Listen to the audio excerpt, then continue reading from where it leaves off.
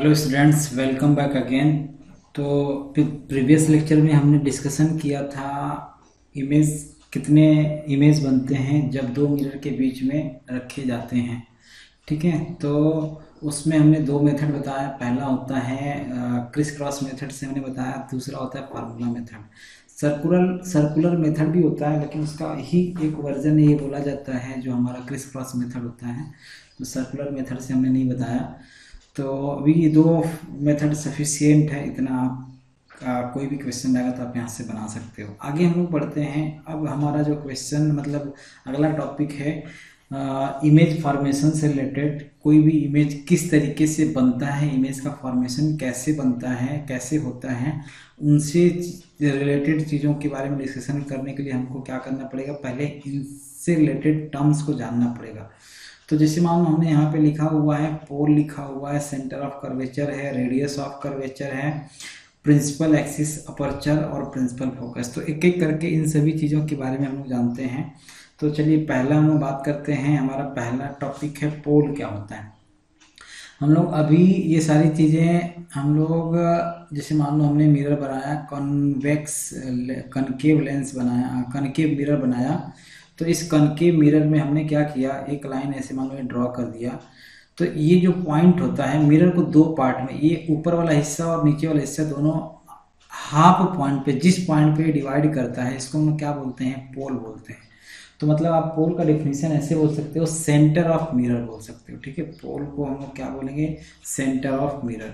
तो यहाँ पे आप चाहो तो लिख सकते हो, centre of mirror is called the pole.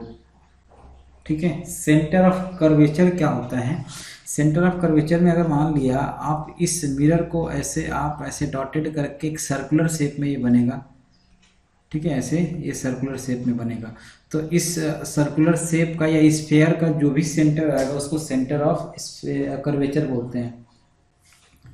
ठीक है, तो आप इसमें क्या लिख सकते हो, सेंटर ऑफ स्फीयर। ठीक है, जो भी स्फीयर का सेंटर रहता है उसको हम लोग सेंटर ऑफ कर्वेचर बोलते हैं। इसको हमेशा सी से रिप्रेजेंट किया जाता है। ठीक है, उसके बाद होता है हमारा प्रिंसिपल एक्सिस। प्रिंसिपल एक्सिस क्या होता है, the straight line joining the centre of curvature and pole. तो ये जो लाइन ज्वाइन कर रहा है, ये वाला लाइन, तो सेंटर और पोल को जो लाइन ज्वाइन कर रहा है, जिस लाइन के द्वारा ये बन रहा है, इसको हम क्या बोलते हैं, रेडियस ऑफ कर्वेचर बोलते हैं, सॉरी प्रिंसिपल एक्सिस बोलते हैं, ये प्रिंसिपल एक्सिस। तो प्रिंसिपल एक्सिस हमारा क्या हो जाता है, सीपी को आप बोल सकते हो principal axis. Radius of curvature क्या होता है, सी और पी का जो लेंथ होता है इसको रेडियस ऑफ कर्वेचर बोलते हैं। ठीक है, रेडियस ऑफ कर्वेचर। तो radius of curvature, the radius of the sphere P C is called the, यानी पी, ये पी है, इसको हम लोग पी से रिप्रेजेंट कर दिया, तो रेडियस ऑफ कर्वेचर यानी पी सी हो जाएगा। और ये सी पी जैसे मान लो हमने दे दिया, ये स्ट्रेट लाइन हो जाएगा। अगर मान लो मैंने इसको ए बोल दिया तो ए पी आप बोल सकते हो, A P is the principal axis. ठीक है, ये मतलब ये जो लाइन है स्ट्रेट लाइन पूरा यहाँ से लेकर के यहाँ तक, और ये जो पी सी हमने लिखा है ये सिर्फ डिस्टेंस है, ये यहाँ से यहाँ तक डिस्टेंस। तो रेडियस ऑफ कर्वेचर को क्या लगा, प्रिंसिपल एक्सिस ए पी क्या लगा। अपर्चर क्या होता है, अपर्चर मतलब अगर मान लो आप इन दोनों को यहाँ से ऐसे मिला देते हो, क्यू क्यू डैश, मान लो मैं बोल दिया क्यू क्यू डैश। ठीक है, तो क्यू क्यू डैश को आप क्या बोलोगे, अपर्चर बोलोगे, Q Q dash. Principal focus क्या होता है, प्रिंसिपल फोकस यहाँ कहीं आता है इस पॉइंट पे। तो ये जो हमारा होता है प्रिंसिपल फोकस कहलाएगा। और ये प्रिंसिपल फोकस के बारे में, जहाँ से पैरेलल रे मान लो इस यहाँ से टकराने के बाद जिस पॉइंट से होकर के पास करती हैं उसको हम लोग प्रिंसिपल फोकस बोलते हैं, जिस पॉइंट से पास करती है। और प्रिंसिपल फोकस से पोल के जो डिस्टेंस होता है, पोल से डिस्टेंस जो होता है उसको हम लोग क्या बोलते हैं, फोकल डिस्टेंस। तो इसमें आप सातवां पॉइंट भी इंक्लूड कर सकते हो, फोकल डिस्टेंस। फोकल डिस्टेंस क्या होता है, एफ पी बोल सकते हो, F P is the focal distance. ठीक है, अब आते हैं हम लोग अगले टॉपिक की तरफ। इसमें एक बार और मैं आपको क्लियरिफाई कर देता हूँ, दोबारा रिवाइज कर देता हूँ। पोल क्या होता है, जो मिरर को दो पार्ट में डिवाइड करते हैं, जिस पॉइंट पे डिवाइड होता है उसको हम लोग पोल बोलते हैं। सेंटर ऑफ कर्वेचर यानी सेंटर, इसको आप ऐसे स्फीयर डॉटेड करके स्फीयर बनाओगे तो इस स्फीयर का जो भी सेंटर आएगा वो सेंटर ऑफ स्फीयर कहलाएगा। रेडियस ऑफ कर्वेचर मतलब इसका, इस स्फीयर का जो रेडियस होगा वो रेडियस ऑफ कर्वेचर कहलाएगा। प्रिंसिपल एक्सिस आप ऐसे बोल सकते हो कि ये जो डायमीटर, जो भी डायमीटर से जो लाइन पास करेगा या रेडियस से जो लाइन ये पास कर रहा है ये वाला, ठीक है, ये वाला लाइन, तो इसको हम लोग क्या बोलते हैं, प्रिंसिपल एक्सिस बोलते हैं। अपर्चर यानी क्यू डैश का जो ये लेंथ होता है जिसको हम लोग कॉर्ड भी बोल सकते हैं, इसको अपर्चर बोलते हैं। प्रिंसिपल फोकस जहाँ से लाइन, पैरेलल लाइन इंसिडेंट होने के बाद जहाँ से रिफ्लेक्ट होता है उसको हम लोग प्रिंसिपल फोकस बोलते हैं। और फोकल डिस्टेंस हमारा होता है प्रिंसिपल फोकस से पोल के बीच का जो डिस्टेंस होता है उसको फोकल डिस्टेंस बोलते हैं। इसको स्मॉल एफ से रिप्रेजेंट किया जाता है। उसके पहले हम लोग साइन कन्वेंशन देख लेते हैं। साइन कन्वेंशन क्या होता है, जब भी हम लोग फोकल डिस्टेंस या इमेज फॉर्मेशन करते हैं तो उसमें साइन कन्वेंशन का सबसे बड़ा इम्पोर्टेंस रहता है। बिना साइन कन्वेंशन के हम लोग कोई भी फार्मूला डिज़ाइन नहीं कर पाएंगे। तो कॉनकेव मिरर के लिए जो फोकल डिस्टेंस होता है या फोकल लेंथ होता है, focal length will be negative always, ठीक है। और दूसरा कॉन्वेक्स के लिए, कॉन्वेक्स मिरर के लिए फोकल लेंथ जो होगा वो पॉजिटिव होगा, ये भी always. All distance are measured from pole, all distance are measured from pole, यानी कोई भी जो डिस्टेंस रहेगा वो आप हमेशा पोल से मेजर करोगे। चौथा होता है the direction of incident ray, the direction of incident ray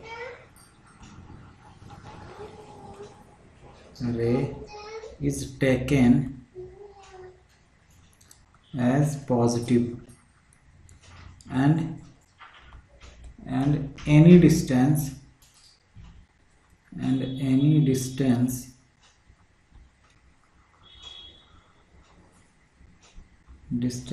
measured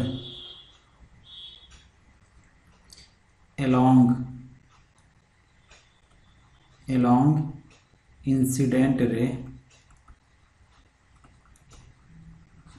incident ray is positive, otherwise negative, इसके बारे में भी हम लोग डिस्कशन करेंगे। और उसके बाद होता है हाइट, लास्ट वाला HEIGHT, height above the principal axis is taken as positive and below the principal axis is taken as negative, ठीक है। तो अब इसके बारे में हम थोड़ा सा डिस्कशन कर लेते हैं। पहला में तो आपको कुछ ये करना नहीं है। पहला क्या होता है कि अगर कॉनकेव लेंस है तो उसका फोकल जो लेंथ होगा वो आप हमेशा नेगेटिव लोगे। ये थर्ड जो रूल है, फोर्थ वाले से आपका सारा चीज़ क्लियर हो जाएगा कि फोर्थ वाले में क्या बोला जा रहा है। फोर्थ वाले में बोला जा रहा है कि अगर कोई इंसिडेंट रे है उसके अपोजिट डायरेक्शन में आप डिस्टेंस मेजर करोगे तो नेगेटिव आएगा। तो सीधी सी बात है, कॉनकेव रूल में हम जब भी डिस्टेंस मेजर करेंगे तो ये इंसिडेंट रे के इधर जा रही है तो हम लोग जो मेजर करते हैं वो इधर की तरफ मेजर करते हैं तो नेगेटिव हो जाएगा। तो आप यहाँ से भी फोर्थ वाले रूल से भी देख सकते हो।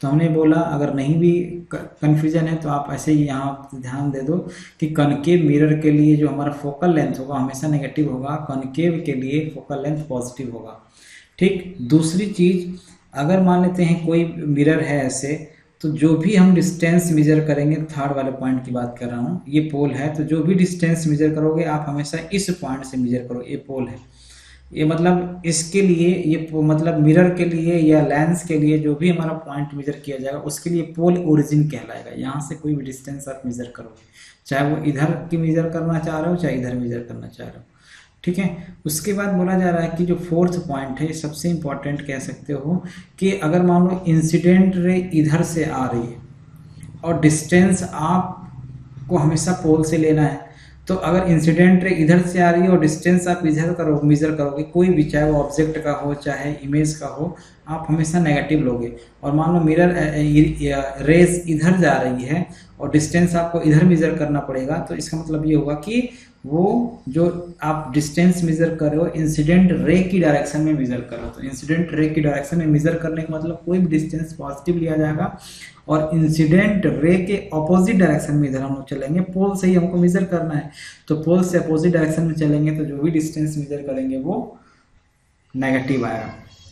ठीक, पांचवा और आखिरी है कि अगर प्रिंसिपल एक्सिस से एबव कोई हाइट है ऊपर में तो वो पॉजिटिव माना जाएगा, लिया जाएगा, और नीचे है तो वो नेगेटिव लिया जाएगा। ये हमारा बेसिकली तो इमेज कैसे रिफ्लेक्ट होता है उसके बारे में हम लोग देख लेते हैं। जैसे मान लो पहला रूल है, जैसे मान लो ये हमने बना लिया कॉनकेव मिरर बना लिया, और कॉनकेव मिरर में अगर मान लो कोई पैरेलल रे आ रही है किसके, प्रिंसिपल एक्सिस के, तो वो हमेशा कहाँ से रिफ्लेक्ट करेगा, फोकस से रिफ्लेक्ट होगा, हमेशा ये फोकस से रिफ्लेक्ट होगा। चाहे हम इंसिडेंट इधर से कराएं तब भी ये फोकस से ही पास करेगा, ये इंसिडेंट इधर से होगा तब भी ये फोकस से ही पास करेगा। ये पहला रूल है। दूसरा रूल ये कहता है कि अगर कोई मिरर है और उसमें अगर कोई रे इंसिडेंट हो रहा है, फोकस से इंसिडेंट हो रहा है, ऐसे मान लो ये फोकस से इंसिडेंट हो रहा है, ये क्या हो रहा है, फोकस से इंसिडेंट नहीं हो रहा था, ये पैरेलल प्रिंसिपल एक्सिस के पैरेलल इंसिडेंट हो रहा था मिरर पे, ये भी मिरर पे इंसिडेंट हो रहा है, लेकिन कहाँ से पहले इंसिडेंट हो रहा है, फोकस से। तो यहाँ से रिफ्लेक्शन के बाद ये क्या हो जाएगा, पैरेलल हो जाता है, किसके, प्रिंसिपल एक्सिस के पैरेलल हो जाता है, मतलब ये दोनों एक दूसरे के अपोजिट हैं, ऐसा कह सकते हो। तो तीसरा केस में क्या होता है कि जैसे मान लीजिए एक कनकेव मिरर है और कोई अगर लाइट इंसिडेंट हो रही है, ऐसे कहाँ से, सेंटर ऑफ कर्वेचर से मान लो इंसिडेंट हो रही है, तो जैसे लाइट इंसिडेंट होती है वैसे ही ये रिफ्लेक्ट होती है। इसके पीछे लॉजिक क्या होता है, जैसे जहाँ भी इंसिडेंट हो रहा है रिफ्लेक्ट हो रहा है, ये सेंटर से, जैसे मान लो आपने 10th में पढ़ा होगा कि अगर ये सर्किल का सेंटर है तो जब भी कोई लाइट इंसिडेंट होती है या मान लो कोई लाइन को हम लोग पास कराते हैं परपेंडिकुलर डायरेक्शन में, मान लो हमने टेंजेंट ड्रॉ कर दिया और उस पर एक परपेंडिकुलर लाइन ड्रॉ किया, तो वो हमेशा सेंटर से पास करेगा, हमेशा जब भी जो लाइन रहेगा ना वो हमेशा सेंटर से पास करेगा। अगर हम परपेंडिकुलर लाइन ड्रॉ करें, मान लो हमने टेंजेंट ड्रॉ किया और अगर ये 90 डिग्री है तो हमेशा सेंटर से पास करता है। तो इसके पीछे यही लॉजिक है, और लॉजिक ये है कि अगर मान लो इस किसी भी सरफेस पे परपेंडिकुलर डायरेक्शन में लाइट रे इंसिडेंट होगा तो फिर वापस उसी डायरेक्शन में रिफ्लेक्ट भी हो जाएगा। तो इसके पीछे लॉजिक यही है कि आप जिस रे को इंसिडेंट कर रहे हो अगर सेंटर ऑफ कर्वेचर से, फिर ये वापस उसी डायरेक्शन में रिफ्लेक्ट होकर के चली जाएगी। चौथा रूल ये होता है कि अगर मान लो, फिर से हमने वही केस बना दिया कि अगर मान लिया हमारा ये है कॉनकेव मिरर और अगर ये लाइट रे इंसिडेंट हो रही है, जिस एंगल पे इंसिडेंट होती है पोल पे, वो उसी एंगल पे रिफ्लेक्ट भी हो जाएगा। ये अगर मान लो थीटा है तो ये भी थीटा भी हो जाएगा, ये भी थीटा हो जाएगा। तो ये यही वाला इसी का एक सब केस है। ऐसे कह सकते हो कि अगर मान लेते हैं यहाँ पे नॉर्मल कंडीशन में मान लो इंसिडेंट हो रही है, यहाँ एक नॉर्मल हम लोग ड्रॉ करेंगे तो जिस एंगल पे इंसिडेंट होती है उस एंगल पे रिफ्लेक्ट भी हो जाएगा। तो कहने का मतलब ये हुआ कि कोई भी रे अगर मान लेते हैं 90 डिग्री मतलब कोई भी रे पोल पे इंसिडेंट होगी, मान लो ये इंसिडेंट हो रही है, तो जिस एंगल पे ये प्रिंसिपल एक्सिस से जिस एंगल पे इंसिडेंट होगी उसी एंगल पे रिफ्लेक्ट हो जाएगी। यहाँ पे भी आप वही वाला केस देख सकते हो। एक्चुअली ये जो होता है ना, यहाँ नॉर्मल इस तरीके से होता है, नॉर्मल यहाँ ये नॉर्मल होता है। तो अगर आप नॉर्मल ड्रॉ करोगे इस केस के लिए, आप अगर इसको नॉर्मल ड्रॉ करोगे, मान लो आपने यहाँ पे ऐसे नॉर्मल ड्रॉ किया, तो इंसिडेंट एंगल और रिफ्लेक्टेड एंगल यहाँ पे भी इक्वल आएगा। ये एंगल, ये अगर मान लो थीटा है तो ये भी थीटा आएगा। चाहे अगर हम इसकी बात करेंगे तो अगर मान लो आपने यहाँ पे ऐसे नॉर्मल मतलब टेंजेंट बनाया और टेंजेंट की परपेंडिकुलर डायरेक्शन में एक नॉर्मल ड्रॉ करोगे तो यहाँ पे भी लॉ ऑफ रिफ्लेक्शन अप्लीकेबल होगा। ये लॉ ऑफ रिफ्लेक्शन यहाँ पे। तो मतलब हर सरफेस पे हर जगह अप्लीकेबल होगा, ये कनकेव मिरर पे हर जगह अप्लाई होगा। तो ये चौथा रूल उसी का एक सब केस है, एक तरह से कहा जाए कि अगर मान लो कोई रे इंसिडेंट हो रही है पोल पे, तो जिस एंगल पे इंसिडेंट हो रही है प्रिंसिपल एक्सिस से जिस एंगल पे इंसिडेंट होती है वो उसी एंगल पर रिफ्लेक्ट हो जाती है। तो अब हम लोग बात करने जा रहे हैं कि इमेज का फॉर्मेशन कैसे होता है। तो पहले हम लोग ले लेते हैं पहला case number one. Case number one क्या है? when object is at infinite, ठीक है, कोई ऑब्जेक्ट अगर इनफाइनाइट पे हो तो उसका इमेज कब कैसा बनेगा और कहाँ बनेगा, इसके बारे में हम लोग बात करेंगे। ठीक है, जैसे मान लिया हमने फिर से वो कनकेव मिरर ले लिया और ऑब्जेक्ट हमारा कहाँ है? इनफाइनाइट पे। इनफाइनाइट मतलब बहुत दूर है। ठीक है, ये इस टाइप से मान लो हमने एक इमेज ले लिया, ए बी ले लिया, और इसको हम लोग इंसिडेंट करा दी, एक रे को हम लोग पैरेलल डायरेक्शन में इंसिडेंट करा रहे हैं ऐसे ये। तो जब भी पैरेलल, अभी हमने पिछले वाले स्लाइड में बताया यहाँ पे कि जब भी कोई रे प्रिंसिपल एक्सिस के पैरेलल में होता है तो ये हमेशा कहाँ से पास करती है? फोकस से पास करेगा। तो ये हमने इसको फोकस से पास करा दिया। ठीक है, उसके बाद एक रे ऐसे आएगा जो मान लिया हमारा फोकस से पास कर रहे हैं, ऐसे मान लो। तो इस वाले केस में आपको एक चीज़ थोड़ा सा ध्यान देना है कि ये इतना दूर है, मतलब कि जितना ही दूर होता जाएगा कि एक छोटा सा ये जो भी मतलब वैल्यू है या ए बी जो भी वस्तु ऑब्जेक्ट है वो जैसे जैसे दूर होता जाएगा, यानी कि काफ़ी दूर एक तरह से ये इनफाइनाइट पे। ठीक है, तो कहने का मतलब ये हुआ कि जितना दूर होता जाएगा ए बी का जो मतलब ऑब्जेक्ट होगा वो और छोटा होता जाएगा। तो मतलब इस केस में ना ये इतना छोटा हो जाएगा कि यहाँ पे जाकर के कहीं एकदम पोल के पास जाकर के टकराएगा। ठीक है, और ये फोकस से पास कर रहा है तो फोकस से मान लो ऐसे रिफ्लेक्ट हो जाएगा। तो रिफ्लेक्ट होगा तो ये इमेज कहीं यहाँ एकदम छोटा सा बनेगा, फोकस से थोड़ा सा आगे, या हम ऐसे कह सकते हैं कि फोकस पे ही बनेगा। मतलब ये इतना ही दूर रहता है कि लगभग फोकस पे बनता है। तो इसके बारे में आप लिख सकते हो, जैसे मान लो आप इसके बारे में लिखोगे तो इमेज कैसा बनेगा। तो इमेज के लिखोगे फॉर्म्ड एट एफ, कहाँ बनेगा? इमेज एफ पे लगभग बनेगा। ठीक है, एकदम एग्जैक्ट पे तो नहीं कह सकते, लेकिन थोड़ा सा आगे पीछे बनेगा, आगे बनेगा यहाँ पे थोड़ा सा आगे, तो हम एफ पे ही लिख देते हैं। ठीक है, इतना चलता है। उसके बाद जो इमेज बनता है, अगर मान लो रियल वर्चुअल लाइन नहीं है, रियल लाइन है, तो हमारा इमेज कैसा बनेगा? रियल इमेज बनेगा। ठीक है, रियल एंड इन्वर्टेड कह सकते हो। इन्वर्टेड क्यों? क्योंकि उल्टा है। ठीक है, थर्ड कंडीशन में आप बोलोगे हाईली डिमिनिश्ड, यानी काफ़ी छोटा बनेगा। क्यों छोटा बनेगा? क्योंकि हमने ए बी यहाँ बनाया तो है लेकिन ये काफ़ी दूर है, तो जितना दूर होता जाएगा ए बी उतना ही छोटा जाएगा, और जितना छोटा होता जाएगा इमेज भी उतना छोटा होता जाएगा। तो हाईली डिमिनिश्ड होगा। ठीक है, या हम इसको लिख सकते हो पॉइंट साइज का होगा, इतना छोटा होगा कि आप इसको पॉइंट साइज का बोल सकते हो। फोर्थ केस में आपका आता है एम के बारे में बताते हैं। तो एम क्या होता है? नेगेटिव होगा। नेगेटिव क्यों होगा उसके बारे में बात कर रहे हैं। और एम क्या होता है? लीनियर मैग्निफिकेशन इसको बोलते हैं। ठीक है, ये मॉड एम का वैल्यू काफ़ी छोटा होगा। एम के बारे में बात करते हैं। एम को हम लोग क्या बोलते हैं? लीनियर मैग्निफिकेशन बोलते हैं। LINEAR, linear magnification. और लीनियर मैग्निफिकेशन का वैल्यू क्या होता है? Height of image divide by height of object. ठीक है, height of image divide by height of object. तो हाइट ऑफ इमेज ये ए बी है, मान लेते हैं कि एच जो भी होगा एच होगा, तो ये प्लस में लेते हैं। और ऑब्जेक्ट ये मान लेते हैं जो भी आएगा, मान लो एच डैश आएगा तो इसको हम ले लेंगे एच डैश आएगा। और यहाँ पे अगर आप देखोगे तो एच बड़ा है एच डैश से। ठीक है, तो एच बड़ा है, हाइट ऑफ इमेज पहले लेना था, मैंने गड़बड़ कर दिया, ये एच डैश होगा और ये एच होगा। ठीक है, ये गड़बड़ हो गया। हाइट ऑफ इमेज यानी एच डैश है, ये हमने एच डैश ले लिया, तो एच डैश माइनस में आएगा और एच प्लस में आएगा। तो H dash divide by H, तो इसका मतलब ये हुआ कि एच डैश यहाँ काफ़ी छोटा बन रहा है और एच बड़ा है। मतलब ऐसे समझ सकते हो कि यहाँ पे मान लेते हैं 2 सेंटीमीटर इमेज का हाइट होगा और मान लेते हैं 10 सेंटीमीटर ऑब्जेक्ट होगा। तो कुछ ऐसा आएगा। जस्ट सपोज हमने ले लिया कि h-2 होगा और h क्या होगा 10 सेंटीमीटर होगा।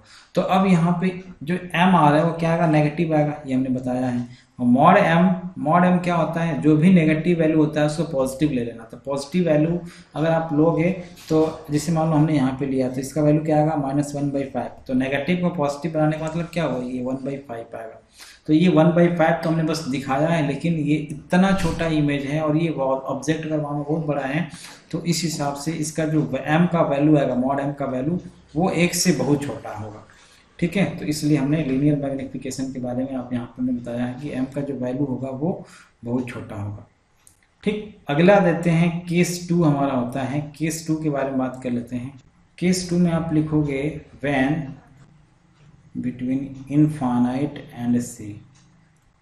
इनफाइनाइट और सी के बीच में होगा तब इमेज हमारा कैसा बनेगा।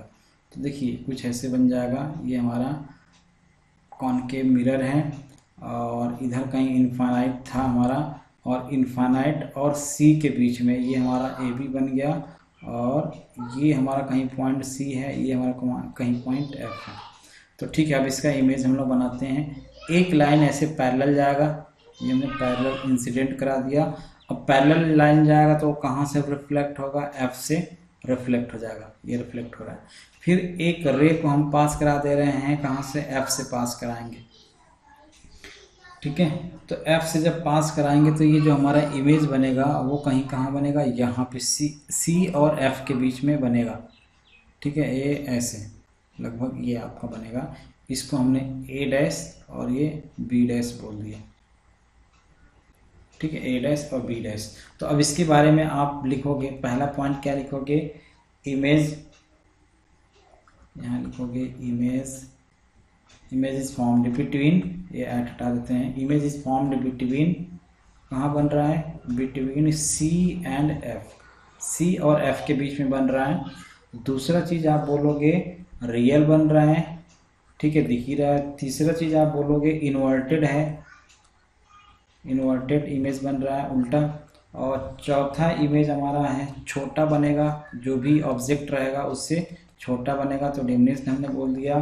पांचवा हमने बोला m का वैल्यू नेगेटिव आएगा, डिमिनिश्ड होगा मतलब height of object divide by height of image आएगा। और दूसरा चीज़ ऊपर का जो यानी प्रिंसिपल एक्सिस से जो ऊपर का रहता है, जो भी हम लेते हैं हाइट, वो पॉजिटिव रहता है और नीचे का नेगेटिव रहता है। तो positive negative divide by positive करोगे तो वैल्यू जो आएगा वो नेगेटिव आएगा, और जो मॉड m का वैल्यू आएगा वो 1 से छोटा होगा। ये हमारा है कॉनकेव मिरर, और ये है हमारा C, और ये है हमारा F। तो C पे जब हमने ऑब्जेक्ट रखा है तो कुछ ऐसे जाएगा इंसिडेंट रे, इंसिडेंट रे से फिर क्या हुआ, रिफ्लेक्ट हुआ, रिफ्लेक्ट होने के बाद एक इमेज, इसको हमको ऐसे डिज़ाइन करना है कि ये यहीं पे आके बने। तो अब मैंने क्या किया, यहाँ से पास कराते हुए यहाँ से इसको मिला दिया, ये ऐसे और ये ऐसे और ये ऐसे। ठीक है, ये हमारा A है, ये हमारा B है, और ये A B डैश है। तो इमेज ऐसे बनेगा आपका। व्हेन ऑब्जेक्ट एट C होगा तो C में हमारा इमेज कैसा बनेगा, तो उसके बारे में आप यहाँ लिख सकते हो। तो आप लिखोगे इमेज इज, तो image is point number 1 formed at, क्या लिखोगे, फॉर्म्ड एट C। सेकेंड आप लिखोगे रियल। ठीक है, थर्ड लिखोगे इन्वर्टेड, फोर्थ लिखोगे इक्वल टू ऑब्जेक्ट या सेम साइज आपने लिख दिया, सेम साइज। और फिफ्थ आपने लिख दिया m का जो वैल्यू आएगा वो तो नेगेटिव रहेगा ही, क्योंकि -1 अगर मान लो दोनों का साइज है तब भी इसका वैल्यू आएगा -1, और मॉड m का जो वैल्यू आएगा वो 1 हो जाएगा। ठीक है, नेक्स्ट केस आते हैं। नेक्स्ट केस हमारा है case number 4। Case 4, when object is between C and F।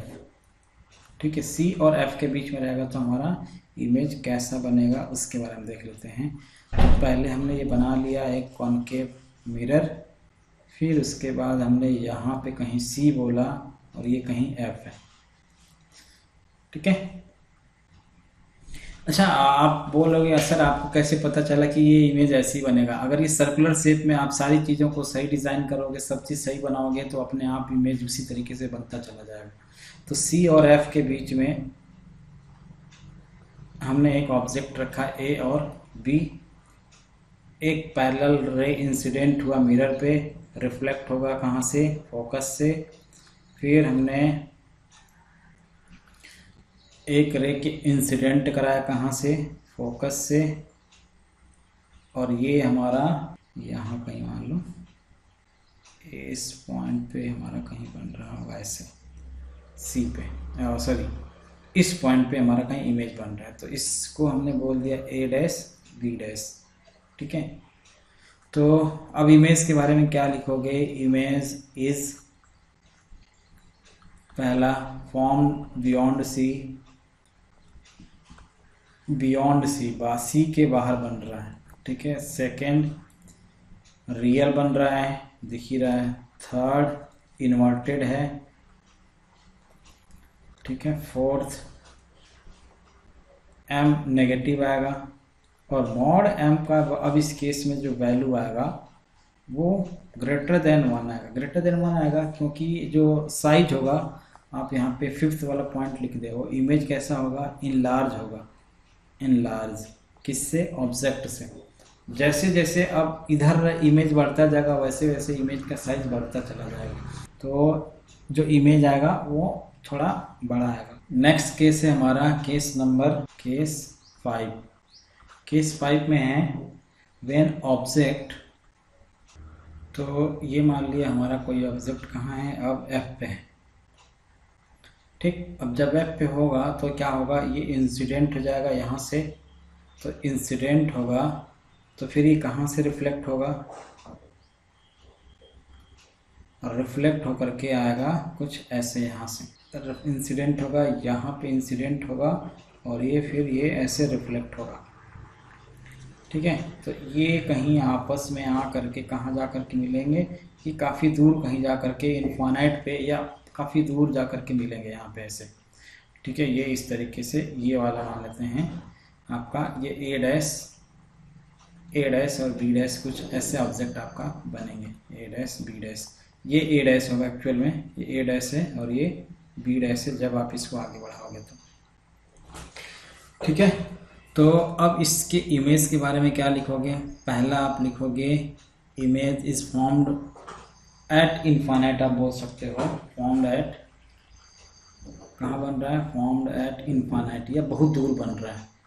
ठीक है। दूसरा क्या बन रहा है? रियल बन रहा है। तीसरा क्या बन रहा है? रियल के बाद इन्वर्टेड दिख रहा है, इन्वर्टेड इमेज।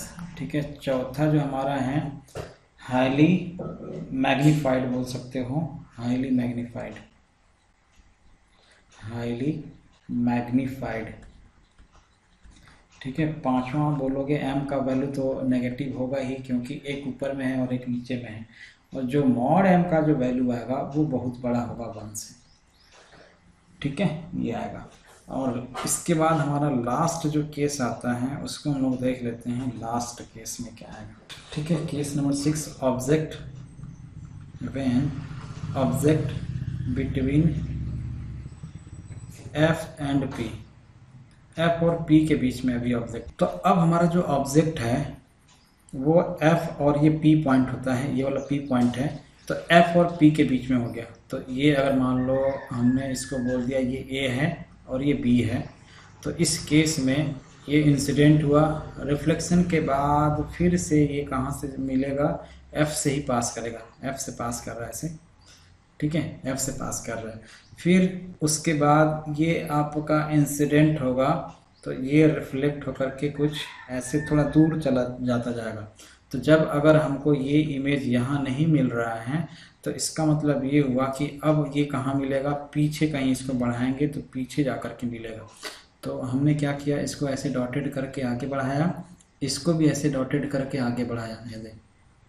ठीक। तो ये मान लो यहाँ पे इमेज हमारा कहीं बनेगा और इस लाइन को हमने ऐसे आगे बढ़ा दिया। तो जो अब इमेज बनेगा वो हमारा कहीं यहाँ बनेगा, ए और बी, ए डैश बी डैश, ये इमेज बनेगा। तो अब इसके बारे में, इमेज के बारे में आप क्या लिखोगे, इमेज के बारे में लिखोगे फॉर्म इनसाइड मिरर। कहाँ बन रहा है, मिरर के अंदर बनेगा, form inside mirror, form inside mirror. Second आप बनाओगे तो क्या बनेगा, वर्चुअल अब इमेज बनेगा, रियल नहीं बन रहा, वर्चुअल एंड अपराइट, अपराइट, ठीक है, ऊपर की तरफ बनेगा। तीसरा जो होगा हाईली मैग्नीफाइड बोल सकते हो, या मैग्नीफाइड ही बोल दो, बहुत ज़्यादा तो बड़ा नहीं है तो मैग्नीफाइड बोलोगे, बड़ा है, ठीक है। चौथा जो एम का वैल्यू आएगा वो पॉजिटिव आएगा, और मॉड एम का जो वैल्यू आएगा, मॉड एम का वैल्यू वो क्या आएगा, 1 से बड़ा होगा, ठीक है। तो ये इस तरीके से इमेज का फॉर्मेशन होगा।